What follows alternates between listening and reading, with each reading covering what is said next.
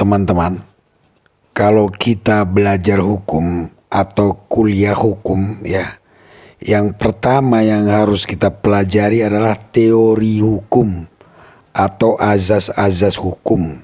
Teori hukum ini, azas-azas hukum ini sudah ada sejak zaman Romawi kuno dan terus berkembang sampai saat ini. Karena apa?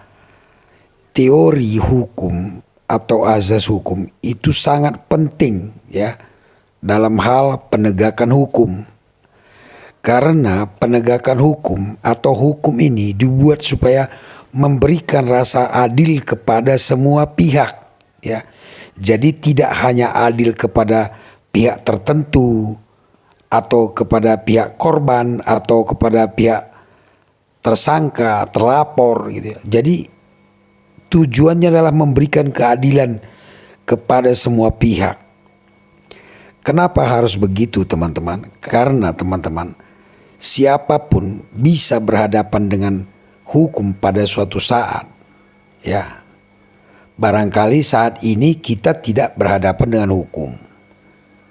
Namun bisa jadi suatu saat kita atau saudara kita atau orang yang kita sayangi berhadapan dengan hukum. Bagaimana kalau ketika giliran kita yang berhadapan dengan hukum, kita tidak diperlakukan dengan adil? Tentu kita akan keberatan juga.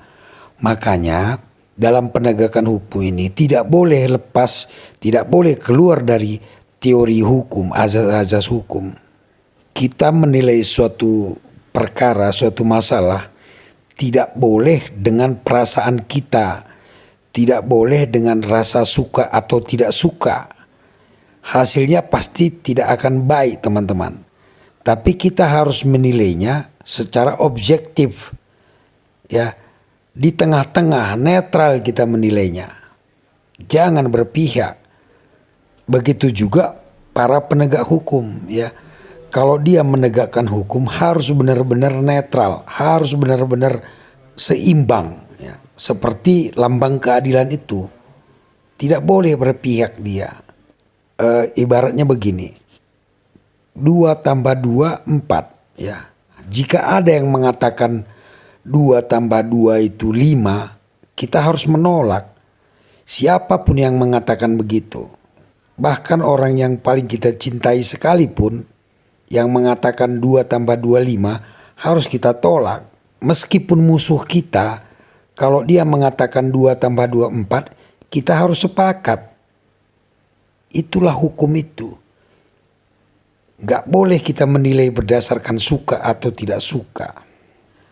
Ada satu azas hukum kita, yaitu presumption of innocence atau praduga tidak bersalah.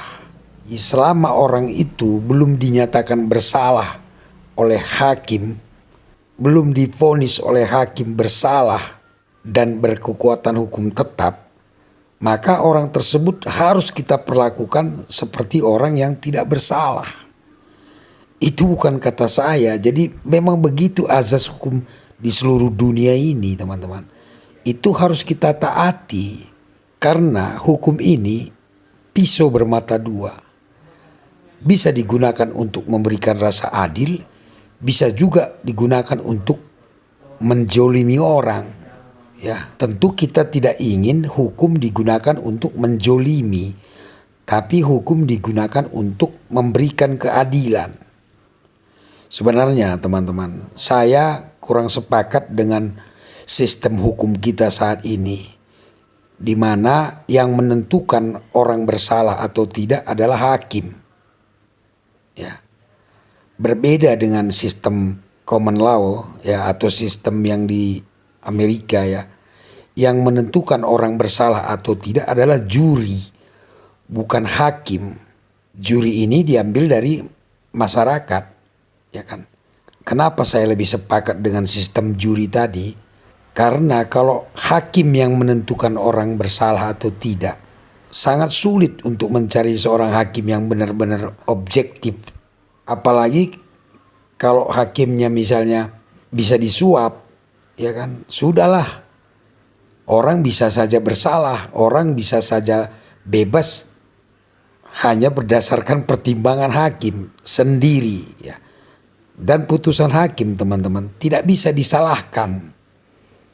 Kalau kita tidak sepakat dengan putusan hakim, kita hanya boleh melakukan banding ke pengadilan lebih tinggi lagi. Nah, kalau hakim di pengadilan yang di atasnya juga sama, bahkan sampai ke Mahkamah Agung, kita tidak bisa berbuat apa-apa. Ya, berbeda dengan sistem juri tadi, ya, yang menentukan bersalah atau tidak bukan satu orang, banyak dia. Jadi kalau kita misalnya nyuap satu orang juri kan sulit ya kan. Tapi kalau hakim disuap sendiri dia, selesailah semua. Mudah-mudahan para ahli hukum kita ya bersama pemerintah dan DPR ini sudah perlu mempertimbangkan sistem hukum kita ini supaya jangan ada peluang untuk mempermainkan hukum. Saya berharap hukum kita benar-benar bisa menjadi harapan untuk mendapatkan keadilan. Ya, artinya kita bisa mendapatkan keadilan tanpa harus mengeluarkan uang, tanpa harus mempunyai backing, ya kan? Artinya kalau kita berperkara, kita akan menang kalau memang kita benar gitu. Meskipun kita tidak punya uang, ya. Atau sebaliknya, kita akan tetap disalahkan apabila kita memang salah, meskipun kita banyak uang. Itulah artinya hukum benar-benar menjadi panglima. Begitu ya. Itu menurut Bang Beni ya, supaya hukum kita ini benar-benar berdiri tegak, tidak mereng ke kiri dan ke kanan, teman-teman. Jika hukum ini tegak, ya kan, adil, maka manusia ini menjadi sederajat dia. Tidak ada bedanya si miskin atau si kaya, si pintar atau si bodoh. Tetap aja sama dia di mata hukum.